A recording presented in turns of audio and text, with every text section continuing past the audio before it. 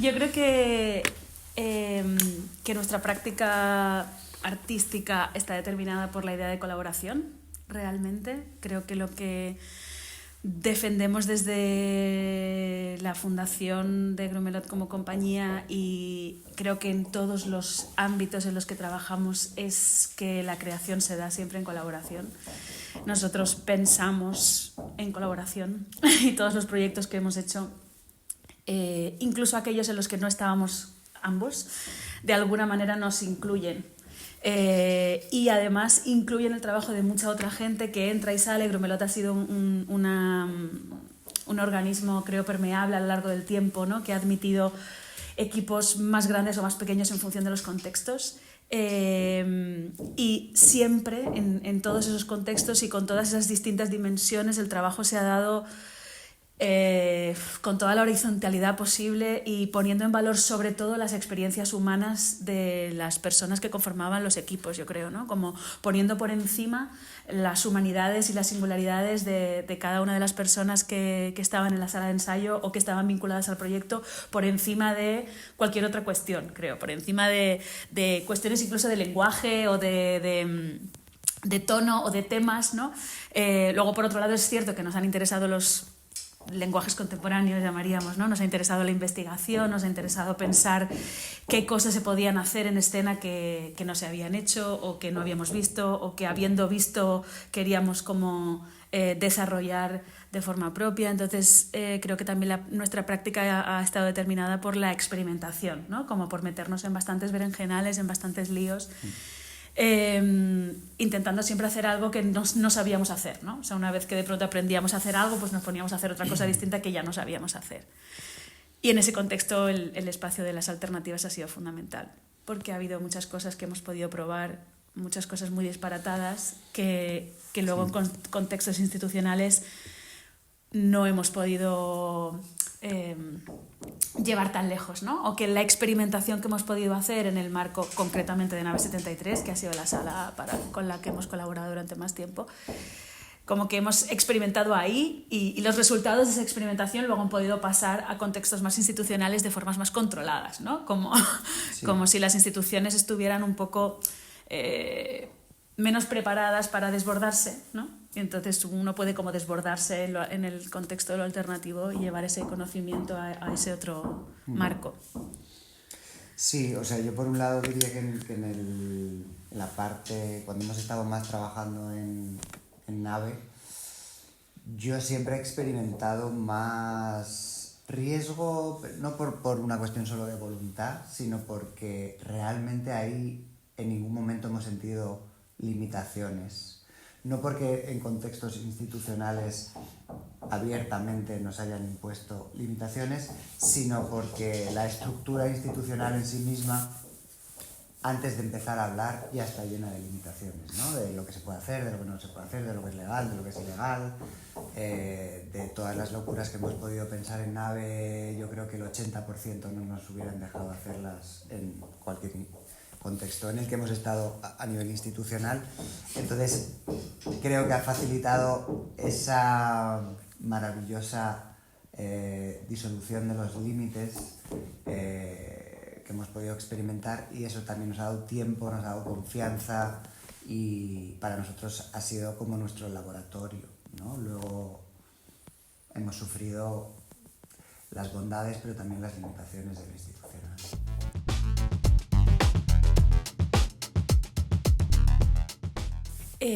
Yo creo que afrontamos siempre los procesos como investigaciones, es decir, que sí que estamos caminando hacia un resultado que pueda ser compartido con el público, pero que en el arranque lo que tratamos de hacer es como de testar los materiales que por lo que sea nos obsesionen o nos interesen en cada momento, en el contexto de la experimentación o de la investigación en la sala de ensayo con el grupo de personas con el que estemos trabajando.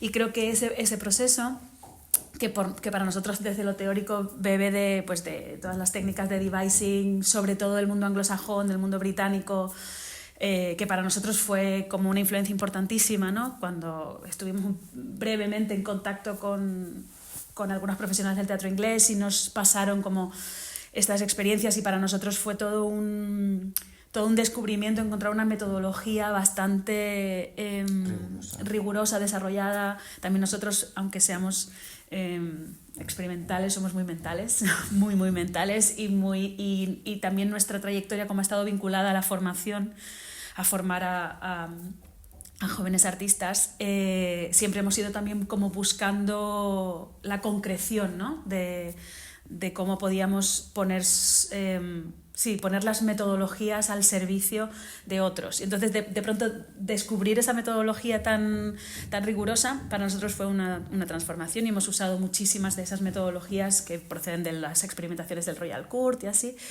Y luego hemos como ampliado eso con nuestra propia experiencia y generado técnicas propias, digamos, que beben de ahí y que siempre son un poco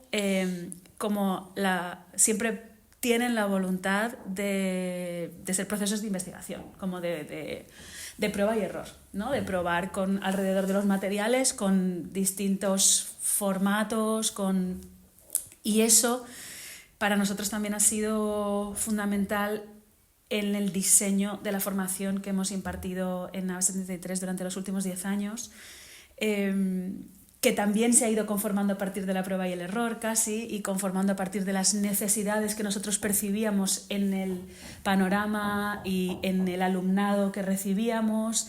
Entonces hemos ido como, pues eso, a lo largo de 10 años conformando una estructura que tenía que ver también con esa investigación escénica, ¿no? O sea, como que nos planteábamos los espectáculos de forma parecida a cómo nos planteamos la formación, creo, que tiene que ver con poner las personas en el centro. Sí.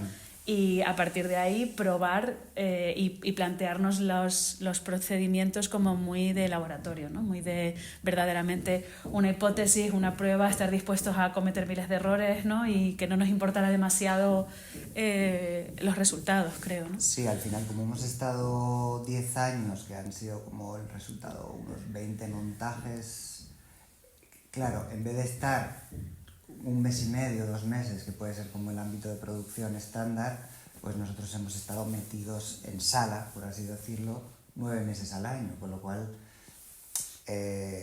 hemos podido desarrollar una metodología, ya sea con espectáculos de devising, con Calderón, Lope, textos sobre místicas, textos contemporáneos. Entonces, al final hemos estado mezclando un montón de estilos, géneros y maneras de crear, pero al estar en un contexto pedagógico hemos tenido como un afán muy de que eso tuviera una estructura. Casi sin darnos cuenta, al final hemos generado una metodología que a día de hoy siguen muchos alumnos y que la ponen en práctica y también no deja de ser muy diversa y flexible a todo tipo de materiales, pero ha sido la formación la que al final nos ha dado como esa necesidad de poner esas cosas como por escrito, ¿no? Como en una especie de guía lo suficientemente flexible para hincarle el diente a Lope o generar un texto de primera, ¿no? Pensaba, ¿no?, en compañías como Carlos Pulpón, Tomás Las Naves, sí. Una serie de creadores de la Ferviente que han pasado por nosotros y que han vivido y que siguen estando en este espacio de lo alternativo. Uh-huh. ¿Cómo se gestionan para vosotros los cuidados en este tipo de espacios y si quizá tienen un cariz o una diferencia en relación a lo institucional o lo público? Yo recuerdo que hace poco me hicieron la pregunta en otro contexto, ¿qué es ahora para ti lo más importante a nivel artístico, ¿no? Como pretendiendo hablar de temas o de formatos y yo dije, yo ahora mismo los cuidados, ¿no? Es como, no, para mí ahora mismo no hay nada más importante que generar espacios, ya sean en las escuelas o en un centro de trabajo, en una sala de ensayos, en donde realmente sienta que todo el equipo, ya sean intérpretes o diseñadores, sienten la calma, la confianza y, digamos, la sensación de poder arrojarse porque saben que no va a haber ningún tipo de tensión, ¿no? Entonces, eso creo que ha requerido de muchos años de flexibilizar cómo llegar a los resultados, porque al principio cuando uno es más joven quiere llegar muy rápido y quiere que las cosas que tiene en la cabeza se vean lo antes posible, pero con el tiempo creo que nos hemos dado cuenta de que cuanto más inyectábamos la confianza y permitíamos el error constante, eso al final se estaba traduciendo en una manera de relacionarnos con los equipos, y para mí ahora, hoy en día, a mi edad, es como lo central. Hay un punto en el que me da casi más igual lo que se genere como resultado a que todo el mundo realmente esté confiando. Normalmente cuando eso pasa, el resultado suele ser mucho más potente, pero también te puedes arriesgar a que eso genere a veces como una cierta laxitud, pero en general yo he sentido que ha sido más positivo, siempre. Sí, y con respecto a lo que dices de colectivos jóvenes que nacen de la formación que hemos impartido, de nuestra experiencia en NAVE, yo creo que para nosotros es como el legado más importante que dejamos, ¿no? Yo siento que, o sea, nos encanta hacer espectáculos y nos encanta estar en escena y nos encanta generar material para el público, pero en realidad si somos como honestos con nosotros mismos, lo más importante que nosotros hemos hecho y estamos haciendo es abrir caminos para gente más joven y ofrecerles un espacio, como decía Íñigo, de confianza en sí mismos para poder enfrentarse a la realidad, ¿no? Para poder enfrentarse al panorama, para tener ganas de meterse en los líos de hacer espectáculos. Al final, para arriesgarse realmente tienes que confiar mucho en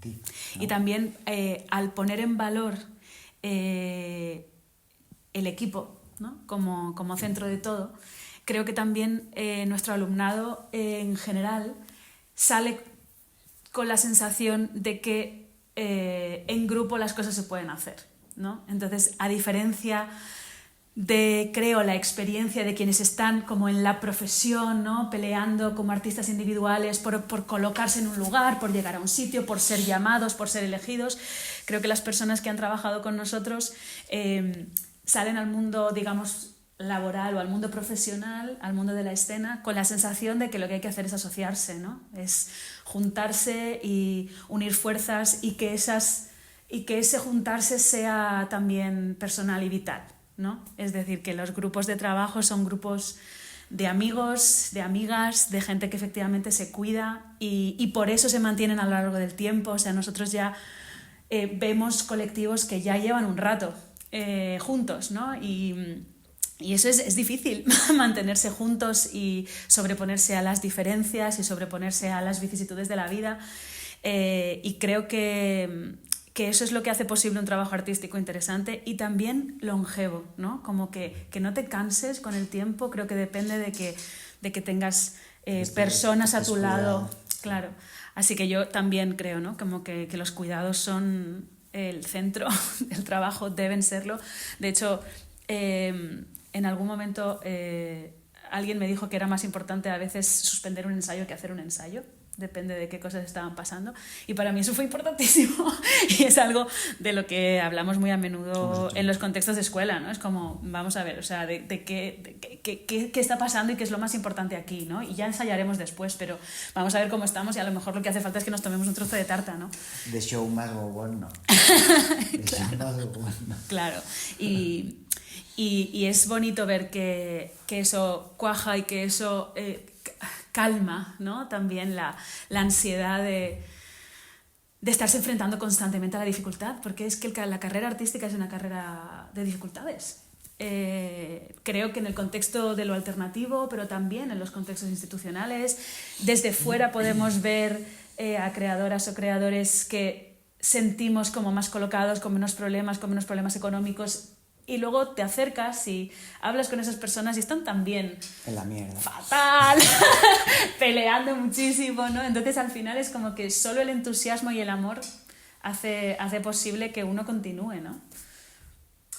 Precisamente retomando ese entusiasmo y pensando en Remedios Zafra, ¿qué tipo de apoyos o falta de ellos encontráis en el marco de esa?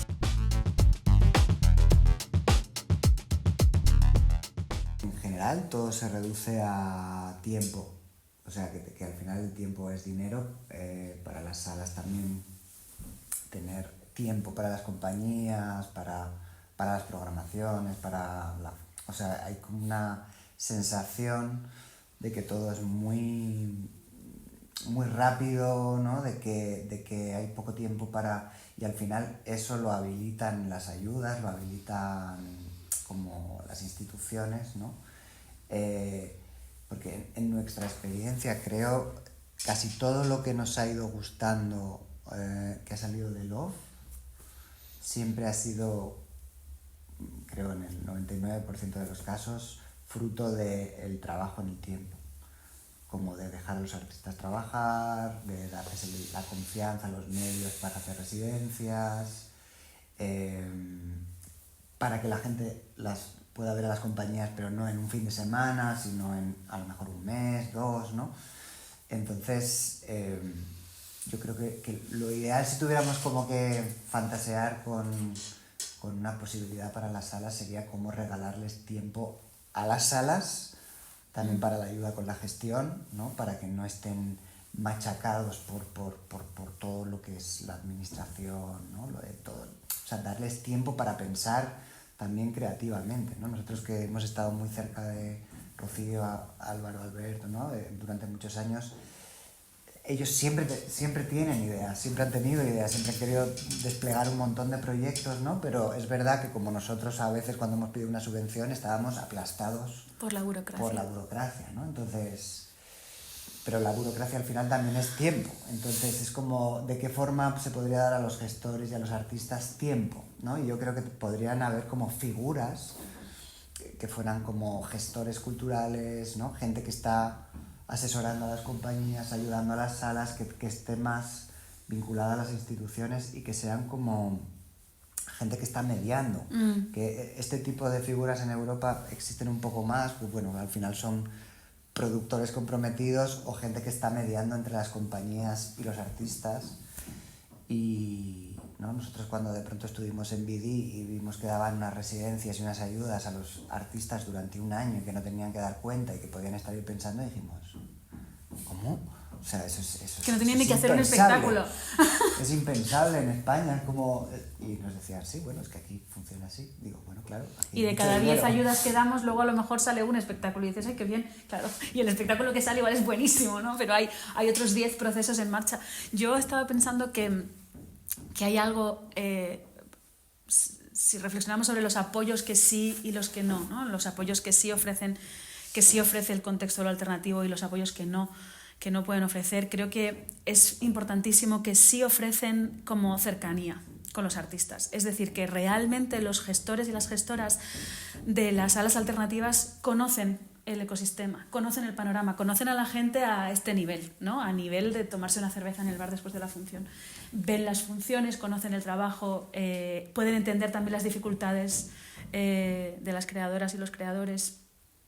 Y yo creo que eso es importantísimo. Y creo que en el mundo institucional es más difícil, quizá porque las instituciones tienen que hacerse cargo de un ecosistema todavía mayor, ¿no? Es como que tienen que rendir cuentas a un pool de artistas mucho mayor, ¿no? Los que estamos a lo mejor como interesados en las alternativas igual somos unos poquitos menos, ¿no? Y estamos más cerquita y nos organizamos alrededor de determinadas salas. Creo también que eso sucede, ¿no? Que de pronto pues nosotros estamos aquí porque efectivamente hemos orbitado alrededor de Nave 73 y hay otros artistas que y a través de ese contacto de pronto hemos podido conocer a gentes de otras salas, ¿no? Pero hay como una cosa más... como más pequeñita, más de cercanía. Y yo creo que eso es fundamental, verdaderamente. Creo que, por ejemplo, los colectivos que salen de nuestra formación tienen ya una vinculación con Nave que les permite visualizarse en un contexto que quizá sería muy difícil de explorar si no fuera por esa cercanía, ¿no? Si no fuera porque es como, oye, espera, que os vamos a mandar un proyecto, que es que nos conocéis, que no sé qué, ¿no? Entonces creo que hay algo de la cercanía, de la confianza casi en lo personal, ¿no? Que es muy importante, que sí, creo que a nosotros se nos ha animado, por ejemplo, desde el contexto de las salas, a hacer cosas que quizá no nos hubiéramos animado a hacer si no hubiéramos recibido ese apoyo, ¿no? O sea, que hay una especie de apoyo en lo moral, ¿no? Y es una red también. O sea, hay una red de... Si estás en nave, conoces a la gente de otras salas. Si has estado viendo una función en no sé dónde, sabes que esa persona también ha estado aquí, ¿no? Y al final, desde la red alternativa, hay como, creo, mucho más cuidado y conocimiento de las compañías, los colectivos, el trabajo más horizontal y más sin nombres, ¿no? Y lo institucional normalmente, y nosotros hemos tenido también muchas peleas con estas cosas de decir, pero ¿quién lo dirige? ¿Quién lo escribe? Y es como, pues la compañía. Sí, pero necesitamos un nombre. Pero es que no va a ir a hacer la entrevista el dramaturgo o el director, vamos a ir todos, ¿no? Hay siempre como una especie de demanda de ¿quién es aquí la luminaria? ¿A quién hay que ponerle en el cartel? Porque ¿no? eso es más... O sea, el sistema funciona más así. El sistema económico no funciona así, en función de figuras que todo el mundo pueda ubicar, delimitar fácilmente, ¿no? Mientras que lo alternativo permite también como una indefinición que en nuestro caso al menos, o sea, que desde nuestra perspectiva es mucho más sensata y alegre para la creación. Y con respecto a los apoyos que no, también, o sea, yo sé que todos sabemos que el contexto es precario. Y no hay que dejar de, creo que no hay que dejar de decirlo, no hay que dejar de decírselo a quienes manejan la posibilidad de que sean menos precario, que son básicamente las personas que gestionan las ayudas desde lo institucional. O sea, yo recuerdo hace 1000 años, en una de las primeras ediciones de Surge, que en una entrevista alguien me decía, pero porque qué cosas se hacen en el off que luego pasan, o cuál es como esta relación todo el rato entre como si el off fuera como el trampolín del que todos queremos naturalmente saltar a las salas pequeñas de los grandes teatros, ¿no? Es como no necesariamente queremos eso. Lo que queremos es poder trabajar en el marco del off de forma cada vez más digna en lo económico. Porque trabajar de forma cada vez más digna en lo económico implica también poder tomar todavía más riesgos, todavía más, investigar todavía más, acoger todavía más gente, generar un sistema todavía más sano, ¿no? Pero esta sensación de que hay que pasar por el off para luego llegar al otro lado, a mí me parece muy dañina, ¿no? Como me parece que es desvirtuar el lugar de lo alternativo, y me parece que la solución a los problemas de precariedad de los artistas que trabajamos en los marcos alternativos pasan porque haya más financiación pública para la experimentación. Mucha más. Entonces es como, quiero decir que yo creo que los gestores de las grandes instituciones públicas realmente lo que deben hacer es pelearse por más dinero para sus programaciones, y creo que en muchos de los casos lo hacen. Creo que cuanto mejores gestores, más se pelean por dinero con los políticos que están inmediatamente por encima de ellos. Y creo que con respecto a las salas pasa lo mismo, ¿no? Que es como que habría que pelearse por más dinero hacia las autoridades competentes, ¿no? Que en el caso de Madrid es el ayuntamiento y la comunidad, que deben como poner en marcha o mantener, ¿no? un ecosistema que es fundamental para la ciudad también, es fundamental para la región.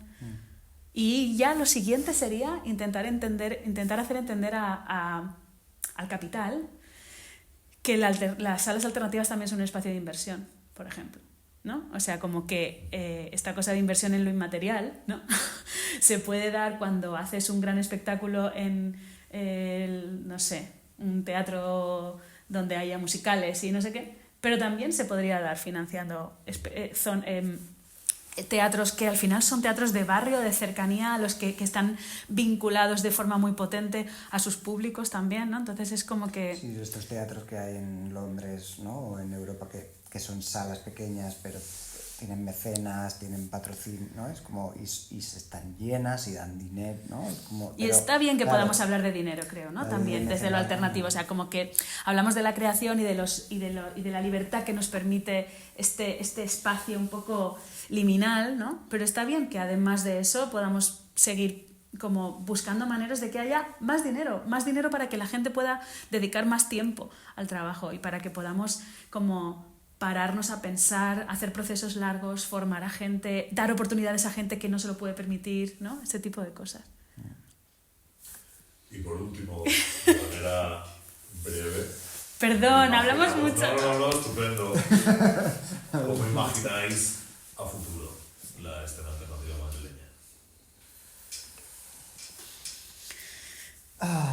Pues, no sé, yo más que imaginar, o sea, puedo imaginar el ideal, ¿no?